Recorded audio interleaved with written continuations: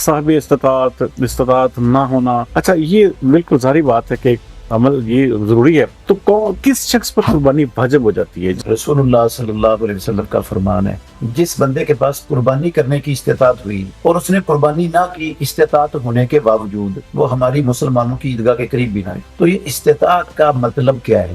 استطاعت کا مطلب آسان اور سادہ ہے، بندے کی جو آمدن آتی ہے وہ اپنے حلال اور جائز اخراجات پورے کرنے کے بعد اتنے پیسے بچا سکتا ہے کہ بھیڑ بکری قسم کا جانور خرید لے، تو یہ صاحب استطاعت ہے، اس پر قربانی واجب اور فرض ہے۔ کیا وہ جو صاحب استطاعت بنتا ہے، پیسے نہیں ہیں، کیا وہ ادھار پکڑ کر قربانی کر سکتا ہے؟ ادھار اگر بندے کو اتارنے کی استطاعت ہے، اس کے پاس اس کے آمدن کے ذرائع موجود ہیں، کسی جگہ سے اس کو پیسے آنے والے ہیں، تو وہ ادھار لے کر بھی کر سکتے ہیں۔ اکثر بچے اپنی پاکٹ منی سے پیسے جمع کر کے کہتے ہیں کہ جو ہے نا ہم جانور لیتے ہیں، تو کیا ان بچوں پر یا اس نوجوان کے اوپر کیا یہ فرض ہے؟ یہ جو ان کا شوق ہے نا، اس شوق میں ان کا تعاون کرنا چاہیے اور ان کی تائید کرنی چاہیے، لیکن اس کے ساتھ ساتھ ریاکاری سے بچنا چاہیے ہر صورت۔ یہ نہیں ہونا چاہیے دنیا والے دیکھیں کہ یہ کس کا بکرا ہے، یہ کس کی گائے ہے جی اتنی زبردست، یہ نہیں ہونا چاہیے دل میں۔ یہ ہیئر ریموول ہوتے ہیں یا مثال کے طور پہ فیشلز ہوتے ہیں، تو کیا یہ بھی اپنا جب تک قربانی نہ نہیں کروایا جا سکتی؟ بالکل بھی نہیں کروایا جا سکتا۔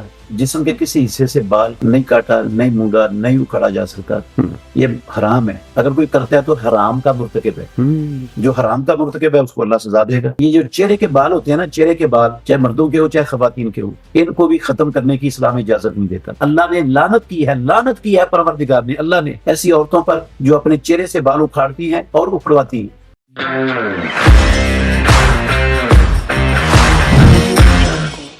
بسم اللہ الرحمن الرحیم۔ السلام علیکم ناظرین، پوڈ کاسٹ وِد سردار امین جتوئی میں ایک بار پھر خوش آمدید۔ ناظرین، عید الاضحیٰ کی آمد ہے اور قربانی کے حوالے سے بے شمار ایسے مسائل ہیں جن کا عام لوگوں کو نہیں پتا۔ قربانی کیسے کی جاتی ہے، کس طرح سے کرنی چاہیے، اس کے کیا کیا فرائض ہیں، اس کے لیے کیا کیا ہونا ضروری ہے، ان تمام امور پر تفصیلی گفتگو کرنے کے لیے آج ہم نے اپنے اسٹوڈیو میں ایک بار پھر دعوت دی ہے مفتی عبدالرحمان عابد صاحب، جو کہ نو ڈاؤٹ پاکستان میں علم کا ایک خزانہ ہے، ہمارے ساتھ موجود ہیں۔ مفتی صاحب ویلکم ٹو دا شو، کیسے ہیں آپ؟ ٹھیک ٹھاک ہیں جی، اللہ کا فضل ہے۔ مفتی صاحب، عید الاضحیٰ دیکھیں یہ ایک ایسا دن ہے جو ہر مسلمان جو ہے اس دن خوشی مناتا ہے اور اپنے رب کے حضور جو ہے وہ اپنے تئیں اپنی استطاعت کے مطابق قربانی جو ہے وہ پیش کرتا ہے۔ اس کے حوالے سے تھوڑا بتائیے گا کہ عید الاضحیٰ یعنی عید قربان، اس کو کیسے منانا چاہیے؟ محترم ناظرین کرام، کوئی بھی عمل اسلام میں وہ ایسا نہیں ہے جس کو منانے کے لیے بندے کی اپنی مرضی، اپنی خواہش اور اپنی چاہت ہو، جیسے وہ دل کرے اس کو منا لے۔ اسلام ایک مکمل ضابطہ حیات ہے اور اللہ رب العالمین نے ہر چیز کے لیے طریقہ اتارا ہوا ہے اور محمد الرسول اللہ صلی اللہ علیہ وسلم نے اس طریقے پر عمل کیا ہے۔ تو جیسے رسول مکرم صلی اللہ علیہ وسلم نے عیدین کے ایام کو منایا ہے، مسلمانوں نے بھی ویسے ہی منانا ہے اور ویسے ہی ہم منانے کے مکلف ہیں اللہ رب العالمین کی طرف سے۔ رسول مکرم صلی اللہ علیہ وسلم سے بہتر طریقہ وہ تو کائنات میں کسی کا ہو ہی نہیں سکتا۔ بے شک۔ تو عید الاضحیٰ میں آپ صلی اللہ علیہ وسلم کی سنت یہ تھی کہ آپ فجر کی نماز کے بعد بغیر کچھ کھائے پیے عیدگاہ کے لیے جاتے تھے، جبکہ عید الفطر میں آپ صلی اللہ علیہ وسلم کوئی چیز کھا پی کر پھر جاتے تھے، اور عید الاضحیٰ میں قربانی کرنے کے بعد قربانی کے گوشت سے، کلیجی سے رسول اللہ صلی اللہ علیہ وسلم کھانے کا آغاز کرتے تھے۔ ماشاءاللہ، یہ رسول اللہ صلی اللہ علیہ وسلم کی سنت ہے، افضل اور مستحب عمل ہے، لیکن یہ فرض اور واجب نہیں ہے۔ اگر کسی کی قربانی لیٹ ہے، آج کل لوگ کسائیوں سے کرواتے ہیں، کسائی تو بہت مصروف ہوتے ہیں، ان کے پاس فرصت ہی نہیں، ایک دن نہیں ٹائم تو خود لوگ کر نہیں سکتے، تو کسی کو شام کو ٹائم ملتا ہے، کسی کو اگلے دن ملتا ہے، کسی کو رات کے وقت ٹائم ملتا ہے، تو اب کیا وہ رات کے وقت تک یا اگلے دن تک بھوکا ہی رہے گا؟ نہیں، یہ فرض نہیں ہے، یہ مستحب عمل ہے۔ اگر کسی کی قربانی جلدی ہے اور اس کو بھوک نہیں لگی ہوئی وہ برداشت کر سکتا ہے تو سنت یہ ہے وہ قربانی کے گوشت سے کھائے سب سے پہلے، لیکن اگر لیٹ ہے یا اس کو بھوک لگی ہوئی ہے تو وہ فوری طور پر عید نماز پڑھنے کے بعد کھا سکتا ہے.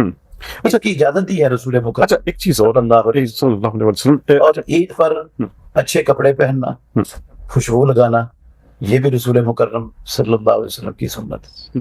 اچھا اور عید کے لیے آتے ہوئے بلند آواز سے تکبیریں پڑھتے آنا، اللہ اکبر اللہ اکبر لا الہ الا اللہ واللہ اکبر اللہ اکبر واللہ اکبر. اور عید پڑھ کے جاتے وقت راستہ تبدیل کر کے جانا چاہیے اور جاتے ہوئے تکبیریں پڑھنا چاہیے. اور یہ تو عشرہ ذو الحجہ ایسا مبارک عشرہ ہے، سال کے 354 یا 55 جتنے بھی دن ہوتے ہیں، سب دنوں سے سب سے افضل ترین دن محمد رسول اللہ صلی اللہ علیہ وسلم نے یہ 10 دنوں کو قرار دیا، یکم ذو الحجہ سے 10 ذو الحجہ تک. اور خود رسول اللہ صلی اللہ علیہ وسلم 9 کے 9 روزے رکھتے تھے. عید والے دن تو روزہ رکھنا منع ہے، تو آپ نے یکم سے لے کر 9 تک روزے رکھے ہیں. اچھا ایک چیز مجھے بتائیے گا کہ کس شخص پر قربانی جو ہے، کیونکہ یہ دیکھیں صاحب استطاعت نہ ہونا، اچھا یہ بالکل ظاہری بات ہے کہ ایک عمل یہ ضروری ہے، تو کس شخص پر قربانی واجب ہو جاتی ہے جس نے ہر صورت میں؟ سردار امین جتوئی صاحب، رسول اللہ صلی اللہ علیہ وسلم کا فرمان ہے، من وجد ساعتا فلم یضحِ فلا یقربن مصلانا. جس بندے کے پاس قربانی کرنے کی استطاعت ہوئی اور اس نے قربانی نہ کی استطاعت ہونے کے باوجود، وہ ہماری مسلمانوں کی عیدگاہ کے قریب بھی نہ آئے. اسے کوئی حق نہیں ہے مسلمانوں کی عیدگاہ کے قریب آنے کا، عید پڑھنا تو دور کی بات. تو یہ استطاعت کا مطلب کیا ہے؟ بعض لوگ وہ تو یہ کہتے ہیں کہ جس بندے کے پاس زکوٰۃ کا نصاب ہو، اتنا مال ہو جس پر زکوٰۃ واجب ہو جاتی ہے، تو اس پر قربانی واجب ہے. یہ والی شرط سردار صاحب نہ قرآن میں ہے، نہ امام الانبیاء محمد الرسول اللہ صلی اللہ علیہ وسلم کی سنت اور حدیث میں ہے، نہ صحابہ کی زندگیوں میں اس کی شرط کا کہیں تصور ہے. یہ لوگوں نے اپنے دماغ سے، اپنی گھر سے بنا لیا شرط، اس کا دین سے، اسلام سے کوئی تعلق. استطاعت کا مطلب آسان اور سادہ ہے کہ بندے کی جو آمدن آتی ہے سالانہ آمدن سے وہ اپنے حلال اور جائز اخراجات پورے کرنے کے بعد اتنے پیسے بچا سکتا ہے کہ وہ بھیڑ بکری قسم کا جانور خرید لے یا وہ بڑے جانور میں حصہ رکھ لے، تو یہ صاحب استطاعت ہے، اس پر قربانی واجب اور فرض ہے. اچھا کئی لوگ ایسے ہوتے ہیں، دیکھیں ہمارا کیونکہ معاشرہ ایسا ہے کہ جہاں پہ رہتے ہیں آج کل ہم نے اس کو بھیڑ چال بنا لیا مفتی صاحب، کہ اس نے 2 جانور لے لیے، اس نے 4 لے لیے. اچھا کتنے یہ، کیونکہ بہت سارے لوگ ایسے ہیں بیچارے جو نہیں استطاعت رکھتے یا کم استطاعت رکھتے ہیں، تو پھر وہ گھر والوں سے مجبور ہو کر ادھار پکڑ کر بھی قربانی ہو سکتی ہے. اچھا سب سے پہلی بات تو سمجھنے والی یہ ہے کہ ایک قربانی ایک فیملی کی طرف سے، فیملی کا سربراہ اپنی طرف سے اور اپنے زیر کفالت تمام لوگوں کی طرف سے کرتا تھا. رسول اللہ صلی اللہ علیہ وسلم کے زمانے میں اور سب کی طرف سے کفایت ہو جاتی تھی. ایک جانور یا بڑے جانور کا ایک حصہ، ایک فیملی سب کی طرف سے وہ قربانی ہو جاتی. ہر فرد کی طرف سے الگ الگ قربانی کا اسلام میں تصور نہیں. یہ جو تصور ہے نا، آپ پوچھیں کسی سے قربانی آپ کر رہے ہیں، جی کر رہے ہیں، کس کی طرف سے کر رہے ہیں؟ وہ کہتا ہے میں اپنی بیوی کی طرف سے کر رہا ہوں. پچھلے سال میں نے اپنی طرف سے کی تھی، اگلے سال میں نے اپنی والدہ کی طرف سے کرنی ہے، اگلے سال میں نے اپنی بیٹی کی طرف سے کرنی ہے. تو کیا یہ جائز ہے؟ یہ تصور ہی غلط ہے، یہ اسلام کا تصور ہے ہی نہیں. اسلام میں ایک گھر کا جو سربراہ ہے، جن کی آمدن اور خرچ ایک جگہ پر ہے، وہ سارا ایک فیملی شمار ہوتی ہے، اور ان کا جو بڑا ہے وہ ایک حصہ یا ایک جانور کر دے گا تو سب کی قربانی ہو جائے. تو یہ جو 4 6 جانور، اچھا کہ اگر کسی کو اللہ نے زیادہ توفیق دی ہے تو وہ زیادہ قربانیاں بھی کر سکتے ہیں. رسول مکرم صلی اللہ علیہ وسلم نے حجۃ الوداع کے موقع پر 100 اونٹ قربان کر دیے تھے. ایک موقع پر سفر میں آپ نے 7 اونٹ قربان کی، نہر کی قربانی کے موقع پر. اور ہمیشہ رسول اللہ صلی اللہ علیہ وسلم 2 مینڈے قربان کیا کرتے تھے، خود اپنے ہاتھ سے ذبح کیا کرتے تھے ان کو. لیکن شرط یہ ہے کہ اس کا مقصد صرف اللہ کی خوشنودی اور رضامندی ہو، لوگوں کو کھانا مقصود نہ ہو. اس لیے نہ کرے کہ لوگ خوش ہو جائیں، یہ میری بیوی کی طرف سے، شہرت کی داغ بیٹھ جائے، یہ میری بیوی کی طرف سے ہے، یہ میرے بھائی کی طرف سے ہے، یہ میرے بیٹے کی طرف سے قربانی ہے، یہ میرے ابو کی طرف سے ہے. اس طرح کی بھیڑ چال. زیادہ قربانیاں کی اجازت تو ہے لیکن وہ سب کی طرف سے زیادہ بھی سب کی طرف سے ہی ہوں گی. ایک جب سب کی طرف سے ہو رہی ہے، 2 بھی سب کی طرف سے ہو جائیں گی، 3 بھی سب کی طرف سے ہو جائیں گی. زیادہ کی اگر کسی نے، اللہ نے کسی کو استعداد دیا کرے بے شک وہ، لیکن ریاکاری نہ ہو، اس میں دکھلاوا نہ ہو.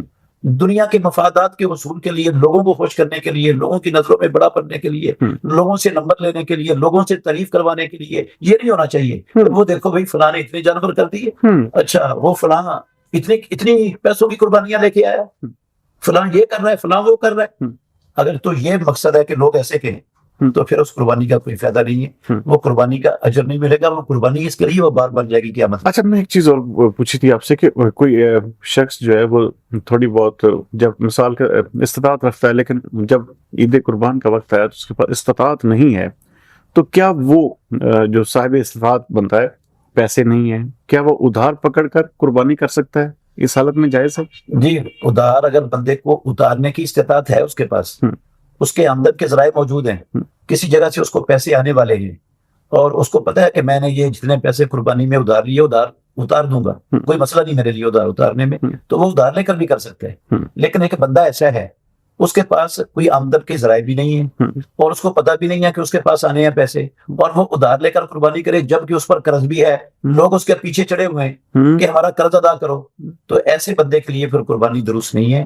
وہ پہلے لوگوں کے قرض ادا کرے، ان کے قرض ادا کرنے کے بعد اگر وہ اس کے اوپر چڑھے ہوئے ہیں، اس سے مطالبہ کر رہے ہیں، مانگ رہے ہیں، تو ان کا قرض ادا کرنے کے بعد ایک کے پاس بچتی ہے استطاعت تو ٹھیک ہے، نہیں تو اس پر قربانی پھر واجب نہیں. مفتی صاحب کون سا جانور سب سے زیادہ آپ کہتے ہیں کہیں ریکمینڈ کریں گے، یا جو احادیث یا ہمارے رسول صلی اللہ علیہ وسلم کی جو سنت ہے، کون سا ایسا جانور ہے جس کی قربانی جو ہے وہ زیادہ مقبولیت رکھتی ہے؟ کیونکہ یہاں پر بھی بہت ساری رائے قائم ہیں. جی، اگر تو انفرادی طور پر دیکھیں، انفرادی، اجتماعی نہیں، انفرادی طور پر سب سے افضل قربانی اونٹ کی ہے. ایک بندہ اکیلا انفرادی بغیر کسی کو شریک کیے ہوئے قربانی کرتا ہے تو اس کے لیے سب سے افضل قربانی کون سی؟ اونٹ کی قربانی. اور اس کے بعد دوسرا نمبر ہے افضلیت کا گائے کی قربانی کا، انفرادی طور پر. اور اس کے بعد پھر نمبر ہے مینڈے کی قربانی کا، چھترے اور دمبے کی قربانی. اور پھر درجہ ہے آخر میں بکرے کی قربانی کا. آخری درجے پہ بکرا ہے؟ ہاں جی. دلیل اس کی کیا ہے؟ صحیح حدیث ہے ابو داؤد میں، ترمذی میں، دوسری کتابوں میں، رسول اللہ صلی اللہ علیہ وسلم نے فرمایا جو جمعے والے دن جمعہ پڑھنے کے لیے پہلی گھڑی میں آتا ہے، اللہ رب العالمین اس کو اونٹ قربان کرنے کے برابر اجر و ثواب عطا فرماتے ہیں. ماشاءاللہ. اور جو دوسری گھڑی میں آتے ہیں، جتنے بھی لوگ آ جائے اس گھڑی میں، ان کو گائے کی قربانی کے برابر ثواب ملتا ہے. اور جو تیسری گھڑی میں آ جائے اس کے لیے مینڈا قربان کرنے کے برابر ثواب ملتا ہے. جو چوتھی گھڑی میں آ جائے اس کے لیے مرغ صدقہ کرنے کے برابر ثواب ملتا ہے. اور جو پانچویں گھڑی میں آ جائے اس کو انڈا صدقہ کرنے کے برابر ثواب ملتا ہے. اور جو امام کے ممبر پر چڑھنے کے بعد آتا ہے اس کو ان ثوابوں میں سے کچھ بھی نہیں ملتا، وہ محروم ہو جاتا ہے ان ثوابوں سے، سب ثوابوں سے. تو اب رسول اللہ صلی اللہ علیہ وسلم نے پہلی گھڑی میں آنے والے کا ثواب سب سے افضل وہی ہے نا، تو وہ کس کو قرار دیا رسول صلی اللہ علیہ وسلم نے؟ اونٹ کے برابر، پھر گائے، پھر مینڈا. تو قربانی کے تو یہی جانور ہیں، باقی انڈے کی اور مرغے کی تو قربانی اسلام میں ہے ہی نہیں. بے شک. وہ اچھا آج کل زیادہ رجحان دمبا چھوڑ کر یا بکرے کی جانب زیادہ ہوا ہے، تو یہ اس کا مطلب ہے کہ بکرا کم تر ہے مینڈے سے یا دمبے سے؟ اس حدیث سے تو یہی معلوم ہوتا ہے.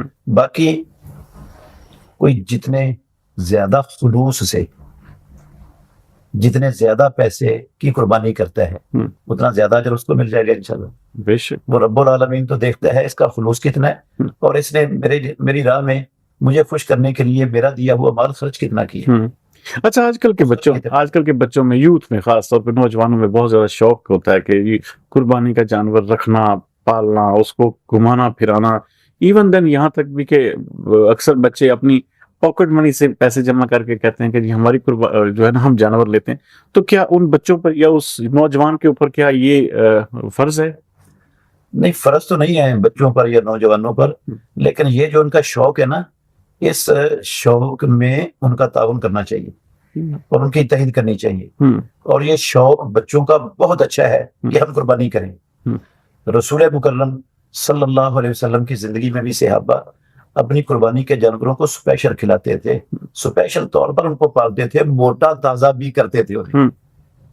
تو جتنا اچھا موٹا تازہ بہترین قسم کا جانور، جتنا مہنگا اچھی جو ہے نا وہ گوشت والا جانور آپ قربان کریں گے، اجر بھی اتنا زیادہ ملے گا انشاءاللہ۔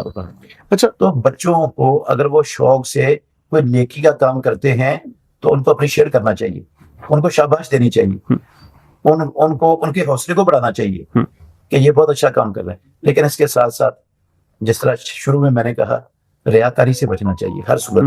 یہ نہیں ہونا چاہیے کہ ہم لے کر گھومیں اور دنیا والے دیکھیں کہ یہ کس کا بکرا ہے جی، یہ کس کی گائے ہے جی اتنی زبردست۔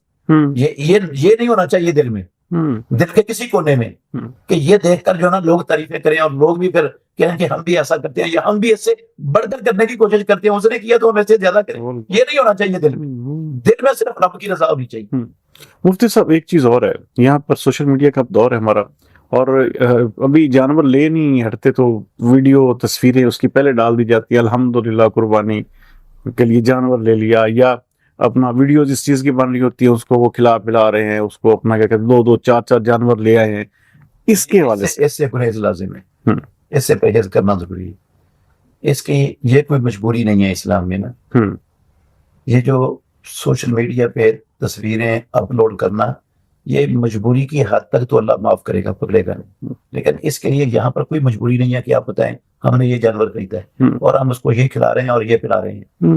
یہ کبیرہ گناہ ہے، کبیرہ گناہ ہے، اور اس کبیرہ گناہ سے توبہ کے بغیر معافی بھی نہیں ملتی۔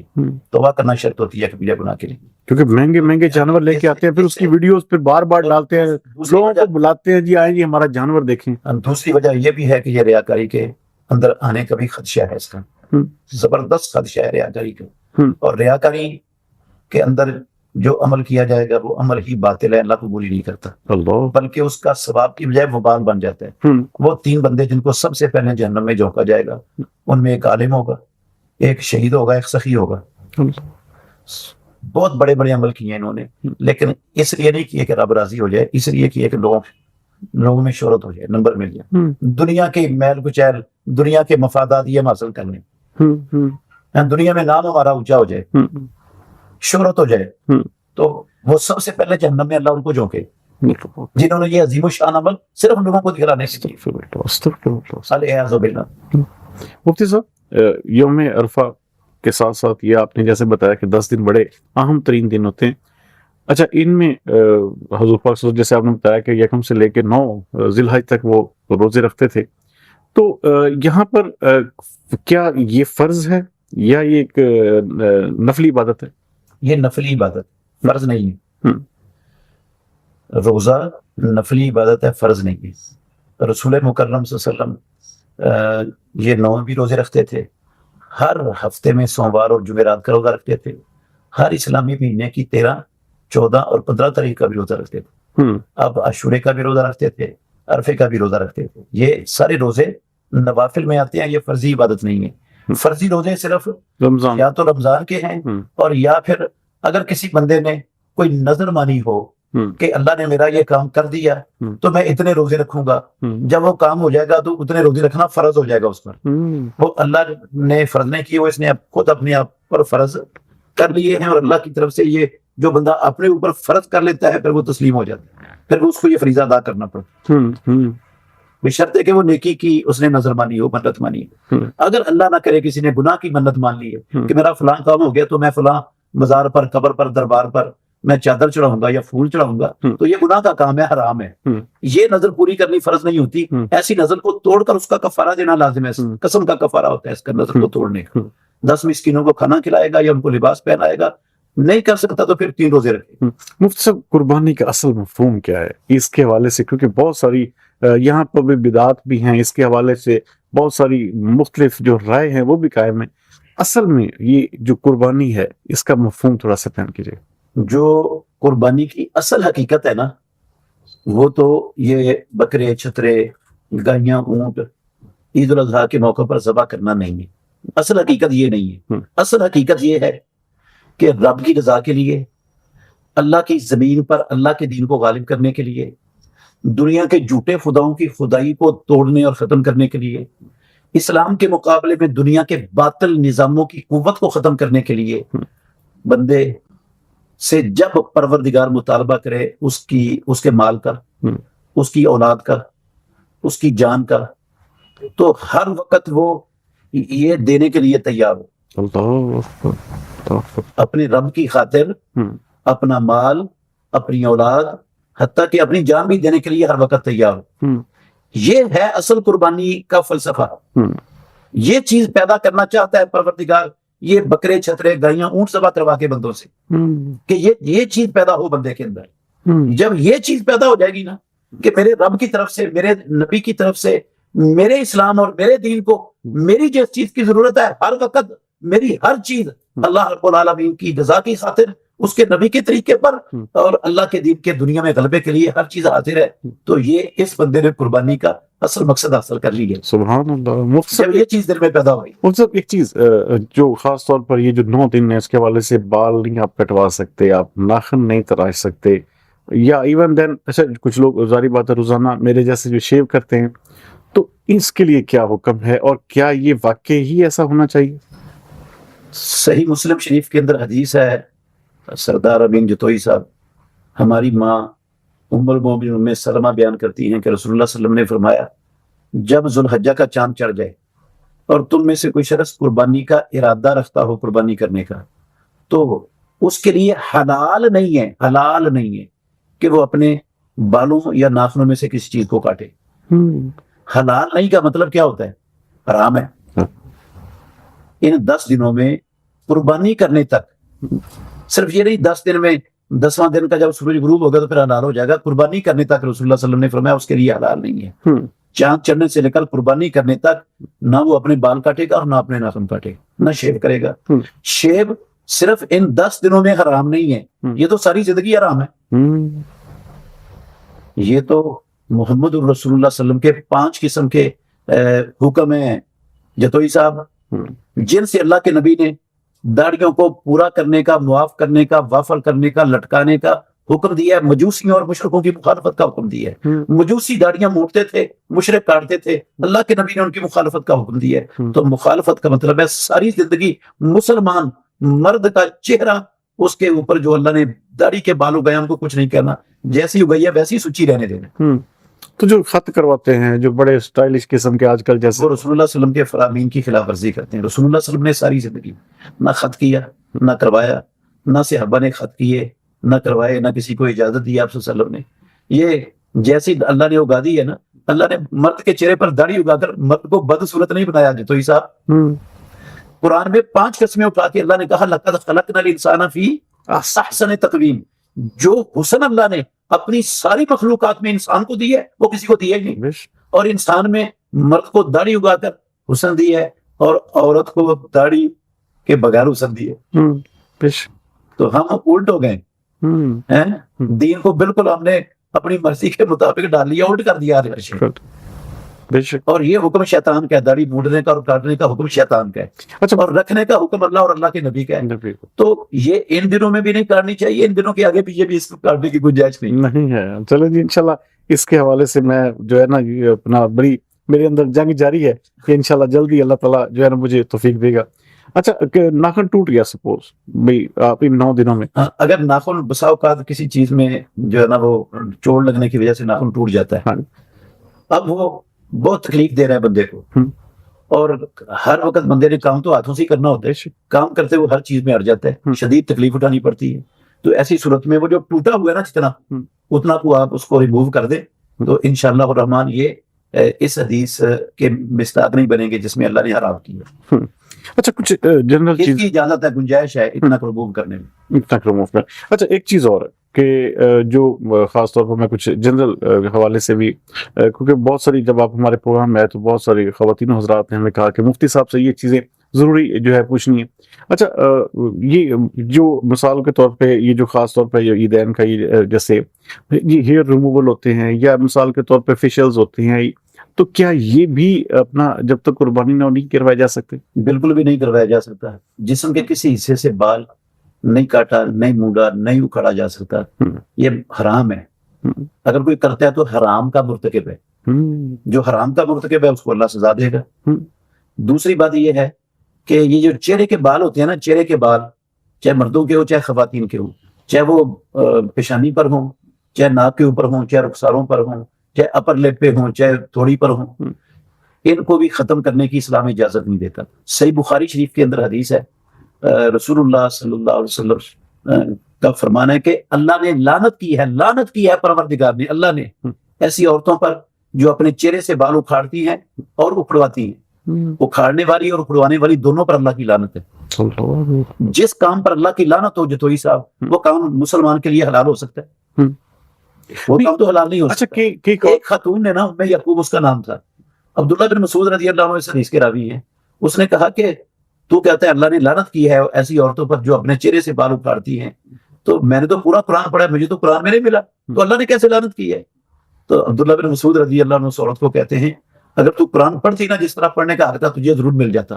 کیا تو نے یہ نہیں پڑھا قرآن میں اللہ نے کہا ہے ما آتاکم الرسول فخذوہ وما نہاکم عنہ فانتہوا, جو چیز تمہیں محمد رسول اللہ صلی اللہ علیہ وسلم دے اسے لے لو, جیسے منع کرے اسے رک جاؤ. کہتی یہ تو پڑھا ہے. تو آپ کہتے ہیں پھر یہ رسول اللہ صلی اللہ علیہ وسلم نے ہم تک پہنچایا اللہ کا حکم. اچھا کہ خواتین کو ہارمونل پرابلمز ہو جاتے ہیں, اگر ہارمونل پرابلم ہو جائے عورت کو اور اس کے اپر لپ پہ مونچھیں آ جائے مردوں جیسے اور داڑھی آ جائے مردوں جیسی گھنی سیاہ, تو وہ ریموو کر سکتی ہے. کیوں کر سکتی ہے؟ اس لیے کر سکتی ہے کہ یہ کام فطرت کے خلاف ہو گئے. عورت کی فطرت اس کے چہرے پر یہ مونچھیں اور داڑھی آنا نہیں ہے. تو جب کوئی خلاف فطرت چیز ہو جائے اسلام میں اس کو زائل کیا جا سکتا ہے, وہ اللہ کی دی ہوئی شکل کو تبدیل کرنے میں نہیں آتا.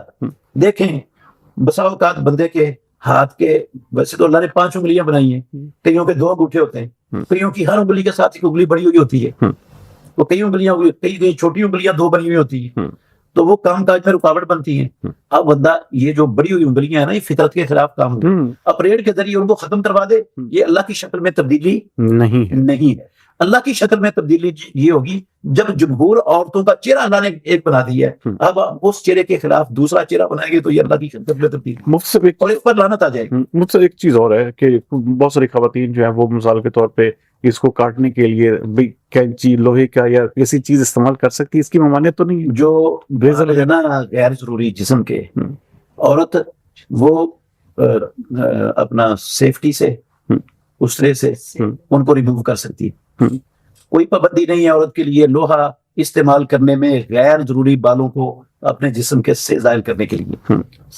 مرد بھی کر سکتے ہیں, عورت بھی کر سکتے ہیں. اچھا لوہا استعمال کر سکتے ہیں, لوہا بھی دونوں استعمال کر سکتے ہیں, اور سپرے بھی دونوں استعمال کر سکتے ہیں, کریم بھی دونوں استعمال کر سکتے ہیں, کوئی پاؤڈر ہے وہ بھی استعمال کر سکتے ہیں. ہر ریموو یہ جو ہے نا زیر ناف بال, ان کو ریموو کرنا ہے وہ جس طریقے سے بھی آپ کے لیے سہولت ہے, آپ مرد ہیں یا عورت ہیں, لوہے سے سہولت ہے, کریم سے سہولت ہے, پاؤڈر سے سہولت ہے. ایسا کہا جاتا ہے کہ مرد جو ہے نا وہ نہیں اس سے کریم سے یا اس چیزوں سے نہیں کر سکتے. یہ فضول باتیں, اچھا یہ لوگوں کے اپنے دماغوں کی اختراع ہے. کتاب و سنت میں ایسی کوئی چیز نہیں.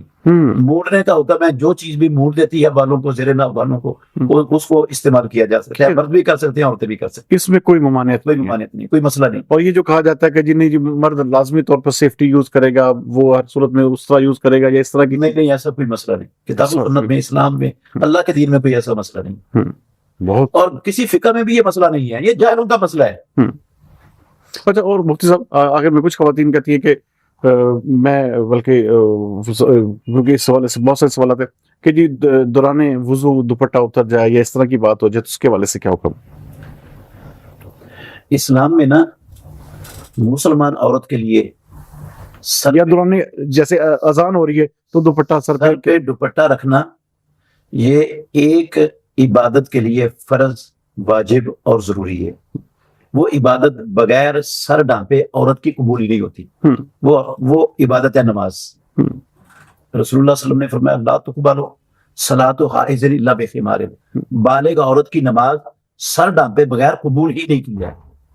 وہ گھر میں ہے, اکیلی ہے, سب سے پیچھے والے کمرے میں پڑھ رہی ہے, ننگے سر نماز پڑھ رہی ہے, اس کی نماز نہیں ہوئی. سر ڈھانپنا وضو, باقی کوئی عبادت اسلام کی, چاہے وضو ہے, چاہے اذان ہو رہی ہے, چاہے وہ قرآن کی تلاوت کر رہی ہے, اس کے لیے سر کا ڈھانپا ہونا ضروری نہیں ہے, فرض نہیں ہے. اگر وہ بغیر سر ڈھانپے, کوئی غیر محرم نہیں ہے اس کے پاس, محارم اس کا باپ ہے، بھائی ہے، خامد ہے، بیٹے ہیں، تو ان کے سامنے اس کا سر ننگا ہو جائے تو کوئی بدی نہیں ہے اسلام میں، کوئی غلط نہیں، چاہے دوران اذان ہے، چاہے وہ چاہے دوران اذان ہے، چاہے دوران وضو ہے، چاہے دوران تلاوت ہے، چاہے کھانا کھانے کے جو دوران. کہا جاتا ہے جی ہر بھی دوپٹہ اوڑے، جی اذان ہو رہی ہے تو دوپٹہ اوڑے پوری طور بس یہ ایسے ہی لوگوں نے بنائی ہوئی ہیں چیزیں، یہ ہم۔ تصورات اور خیالات ہیں لوگوں کے پاس، ان کا دین سے کوئی تعلق نہیں دین سے کوئی تعلق سرے سے. نہیں ہے۔ باقی جب غیر محرم ہوگا پاس تو پھر تو سر کیا، سارا جسم ڈھانپنا فرض ہے مسلمان عورت ہم۔ کو. سر پھر دوست ناظرین، آپ سن رہے تھے مفتی عبد الرحمن عابد صاحب کی بہت ہی، میں کہتا ہوں کہ ایسی ایسی چیزیں جو علم کا خزانہ ان کے پاس ہے. ہم اکثر سوچتے ہیں کہ بہت ساری بدعات اور ہم اس طرح کی وہموں کا شکار ہوتے ہیں، لیکن ایسے جو عالم دین ہیں ان کی آپ کو جو ہے ہر صورت میں ان کا جو ساتھ بیٹھنا چاہیے، ان سے ایسی چیزیں پوچھنی چاہیے جو میرے جیسے ناقص العقل بندے کو بھی، جسے کہتے ہیں کہ بہت ساری ایسی باتیں جو ان سے بات کر کے، ان سے انٹرویو کر کے جو ہے پتہ چلتی ہیں. تو بہرحال امید کرتے ہیں کہ بہت ساری چیزوں کے حوالے سے آپ کی جو ایک سوچ ہے وہ بڑی واضح ہوئی ہوگی، اور جس طرح سے انہوں نے بیان فرمایا قربانی کے حوالے سے، قربانی کے مسائل کے حوالے سے، اس سے آپ کو یقینی طور پر آپ اس سے مستفید بھی ہوئے ہوں گے. امید کرتے ہیں کہ آج کا پوڈ کاسٹ بھی آپ کو سب پسند آئے گا. نئے جنرل مسائل کے ساتھ انشاءاللہ تعالی بہت جلد مفتی صاحب کو ایک بار پھر دعوت دیں گے. آپ تمام احباب کے دیکھنے کا شکریہ. اپنے کمنٹس کا ضرور اظہار کیجیے گا. اگلے پروگرام کے لیے سردار امین جتوئی کو دیجیے اجازت. پاکستان زندہ باد.